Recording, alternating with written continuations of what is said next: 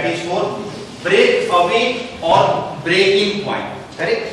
What are actually the break away or breaking point? This is the point by definition. I am just dictating that. This is the point on the root locus where multiple roots of characteristic equations occur for a particular value of k. Or you can say it is the point where the branches of root locus are split. Okay.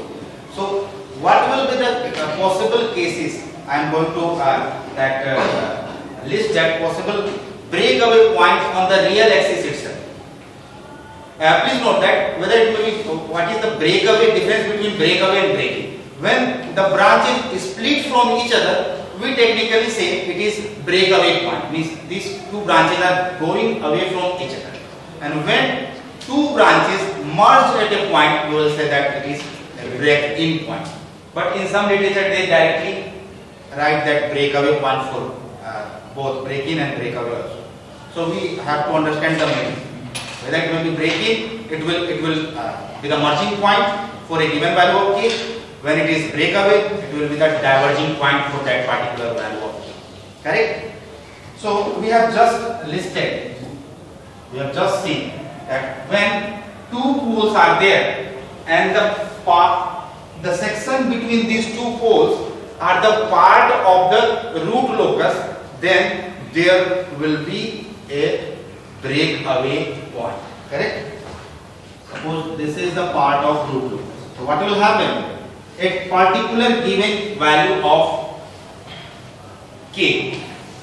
These two branches, one will start from here, one will start from here, will move towards each other and split in another direction, depending upon the or open loop transfer function.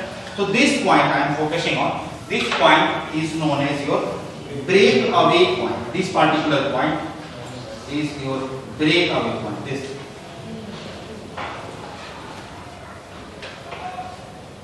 is your breakaway point for this particular.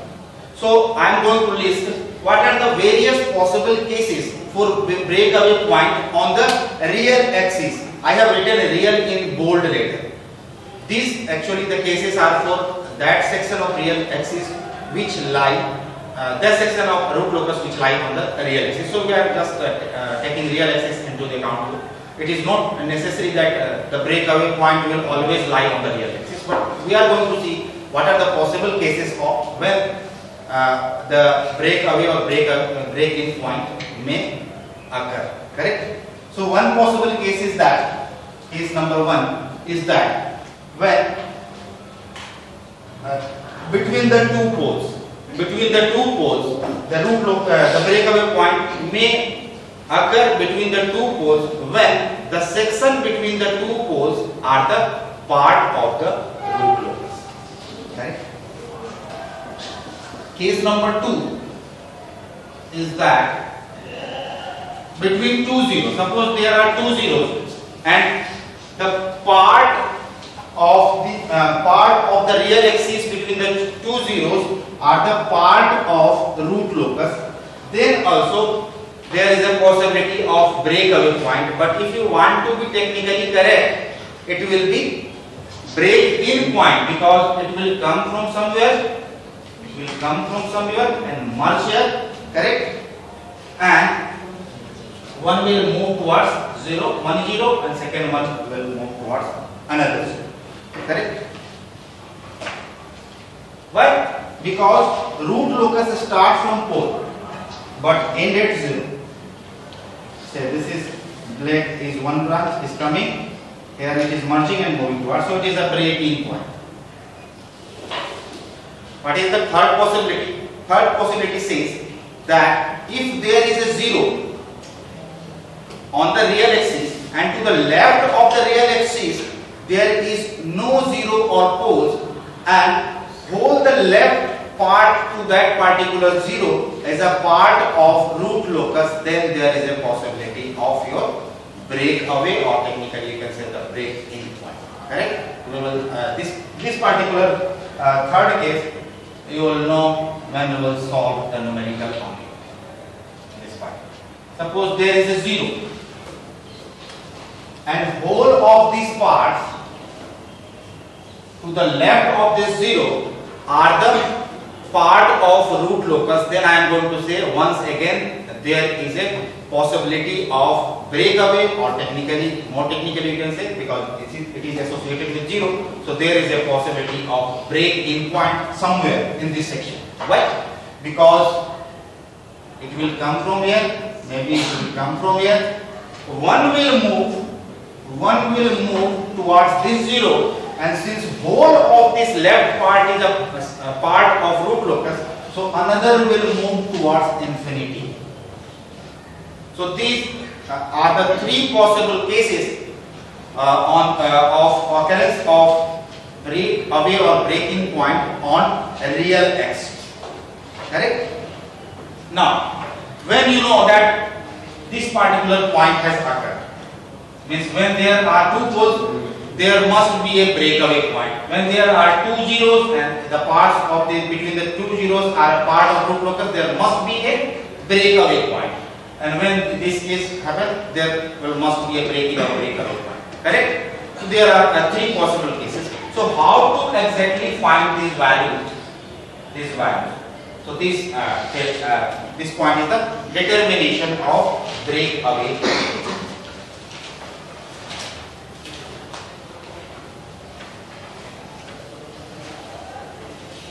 Okay, we are having the characteristic equation like 1 plus k dash, sorry, not k dash, 1 plus k z dash s h is equal to 0. You can also equivalently write gs, kgs. Just to make you understand, I am writing that kg dash. Correct? So write this corresponding, you can say the characteristic equation in terms of k. So write this, k will be equal to some function of s. Whether it is correct or not, yes. You can write this particular, this may be a polynomial. Take the k one side and take whole the masala other side. Correct? So this will be like k is equal to fs.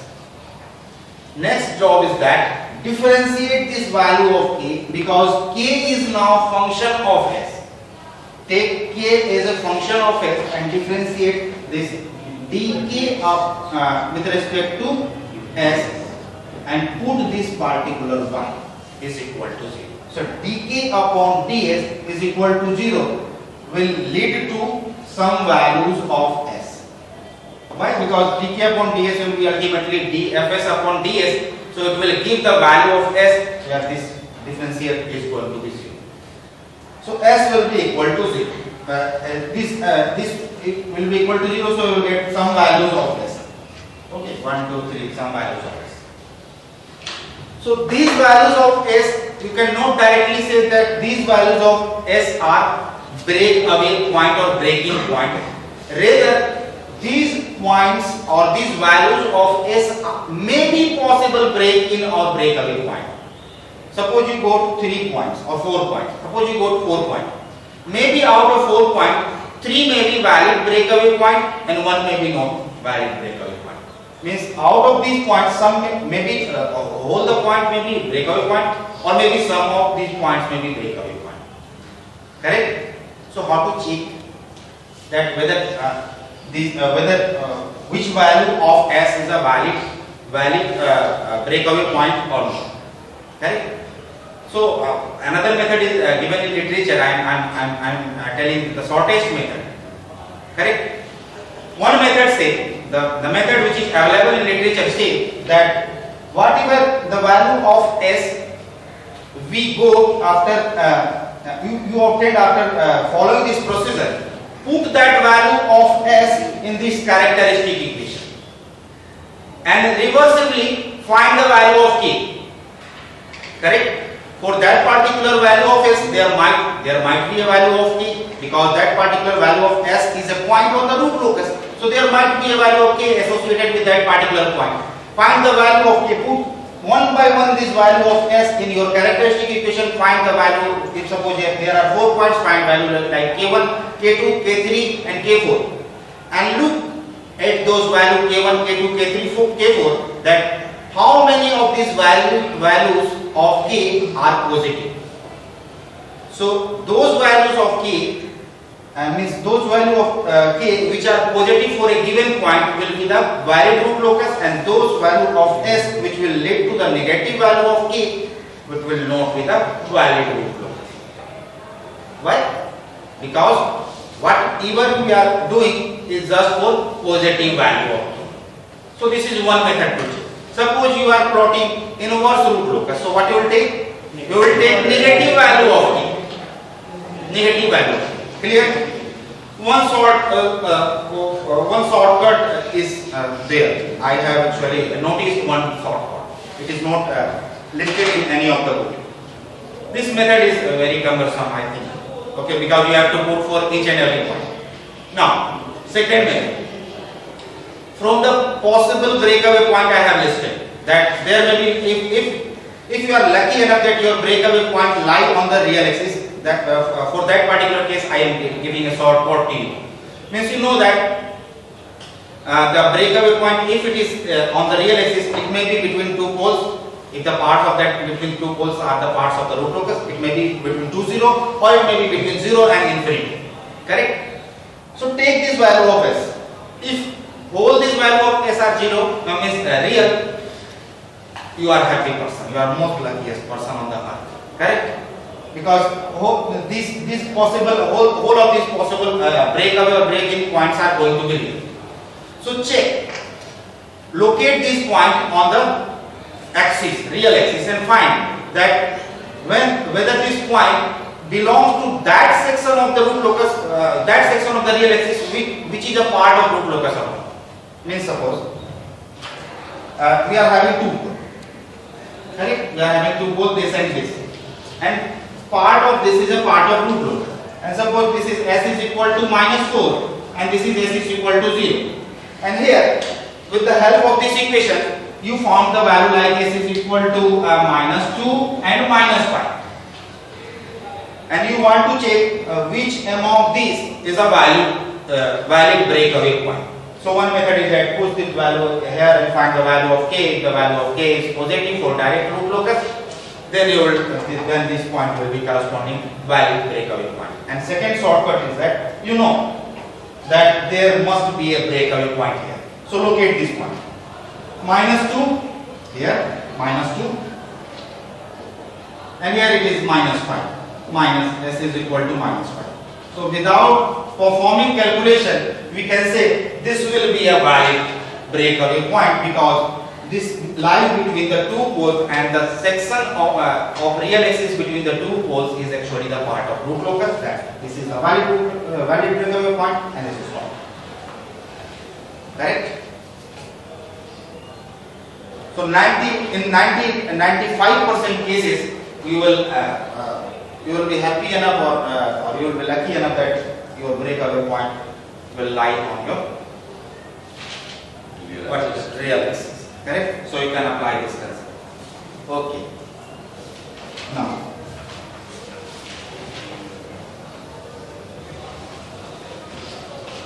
coming to rule number 7. Rule number 7 says that you know that suppose here we are having two poles and some other poles and zeros are there, and suppose this is going to move like this. Okay. Suppose this is your root locus. Okay. This is going to intersect j omega axis at a particular value of k, and now you are interested in finding the value of intersection point, means the intersection point of root locus with the imaginary axis, means you are interested to find this point. So what you will do? Now here comes the concept of Raoult. Correct? We know from the special case 2 we have discussed when the whole of the rows goes 0 in a particular Raoult, it signifies that there might be some roots of characteristic equation which lies on the j omega axis. And now we are clubbing our concept of Raoult array with the concept of root locus. You know that root locus is plotted with a variation in the value of k. So if you are keep on, you will start from k is equal to 0, then write for k is equal to 2, then write for k is equal to 5, and here might be some value of k is equal to k dash. And for this value of k is equal to k dash, I am going to name it. This is k marginal. So you can say for the value of k, which is equal, when it will be equal to k will be equal to k marginal, your system will be at the verge of instability, and if you will plot your Routh array for that given value of k, you will certainly get a rows of 0. Correct? So here we are going to act in reverse manner. Rather, we are interested in finding this value. So we will plot, that means we will start with the 1 plus GSHS, means 1 plus k g dash s hs is equal to 0. Correct? This is a characteristic equation including the value of k. So for this, you have to construct the Routh-Hurwitz array, or you can say the Routh array. Correct? You will construct a Routh array for this and investigate whether there is a possibility of row of 0 by changing any value of k in the first of the element of any of the row belongs to the first one. Correct? Whether there is a possibility of row of 0 or not. Means suppose you get like this: s to the power 5, s to the power 4, s to the power 3. It's a square like this. Suppose here 6, 5, 8, 1, 2, 3, or it will not be like this because k will be involved. Okay. So here suppose you will get, here it is 0. Okay. So suppose it is 5 minus 6k. Correct? And this is 0. I am taking hypothetical example. And suppose these are 0 and suppose here something is there. So here is a possibility. If you put particular value of k, we will get the row of 0. And this particular value of k, which will map the row corresponds to SQ, will be the value of k. We will name it as a k marginal value. Correct? So first point say, if all the elements of a row of the Routh array are 0, then the root locus branch intersect the imaginary axis and vice versa. It is obvious point. I have just written for the completion of your notes. Okay. And second point say, identify the roots in such a way that if you make the first element as a 0, so if you put this value as a 0, so whatever be the value of k for this particular example, what it will be? K will be equal to 5 by 6, and I am going to say it is a k margin. I am going to say it is a k margin. So put this value is equal to 0, where there is a possibility of getting rows of 0. Correct? Put this value of k, put this element, this whole element is equal to 0. Find k is equal to k marginal. This k marginal will be the value of k at which your root locus intersect with the imaginary axis. Put this value of k in original characteristic equation and find the value of s. Very simple. Put this value of k in original equation, then for this particular value of k, you will get whatever the value of s, you will get that value of s will be that particular point. Correct? And hence you will get the intersection point of root locus with imaginary axis. We will take example, then the point will be more clear to you. And now coming to the last rule, that is the angles. What are the various angles associated with your root locus? Correct? Rule number 8 says angles. So we are interested in angles when the roots of the characteristic equation, or the poles or zeros occur in as a complex number. So suppose there are complex poles. So you know that it is at k is equal to 0, it will start from like this. maybe any case it may be, it is going to start. So what will be the actually the angle, corresponding angle? We are going to say it is the angle of departure, because your root locus is going to be a start from that particular pole. So we will say, we will define angle of departure phi d at complex pole. Departure at complex pole. Why? Because your branches is going to departure from that pole. That's why departure is phi d is equal to 180 degree minus phi. Correct? And if these are complex zeros, I am going to say this is angle of arrival. Why? Because it is going to be end at 0 1. So I am going to say this is angle of arrival. This will be given like phi a is equal to 180 degree minus 180 degree plus phi, where phi is equal to summation of phi p minus summation of phi c. Any doubt? Sorry, it is by mistake. This one, departure, angle of arrival. This is your angle of arrival, correct? This I am correcting right now. This should be angle of arrival. Okay? This is your angle of arrival.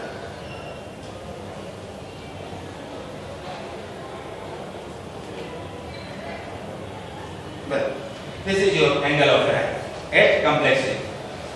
Phi is equal to phi p minus phi. What is phi p? Summation of phi p, and what is summation of phi c? Phi p, actually summation of phi p says, if you are interested, suppose there are complex poles, and if you are interested in finding the angle of departure, if you will be able to find the angle of departure at this particular pole by symmetry, you can trace this. So suppose you are interested to finding the angle of departure at this particular pole. This is P1, this is P2, and two more poles are there. So what I am going to do, I am going to connect this pole. This is our target pole. So I am going to connect this every of this pole. This is angle, this is angle. What this is I am going to say, and this you will get as angle. This is P1 is a target pole, or you can just write PT is a target pole, and here I am going to say this is P1, P2 and P3. So connect the target pole with other poles which are present, correct, and find the angle. I am going to say this is your phi P1, this is your phi P2, and this is your phi P3, and by default it will be 90 degree. Correct? So summation of phi P is nothing but phi P1 plus phi P2 plus 90 degree. I think my point is clear. Phi P1, phi P2 and 90 degree. Correct? And similarly, if there will be 0, you will perform the same operation. Correct? So revise the rule. You will see the numerical example in the very next class. We will solve only one numerical. I request you to come with graph sheet, pencil and eraser along with your calculator. Thank you.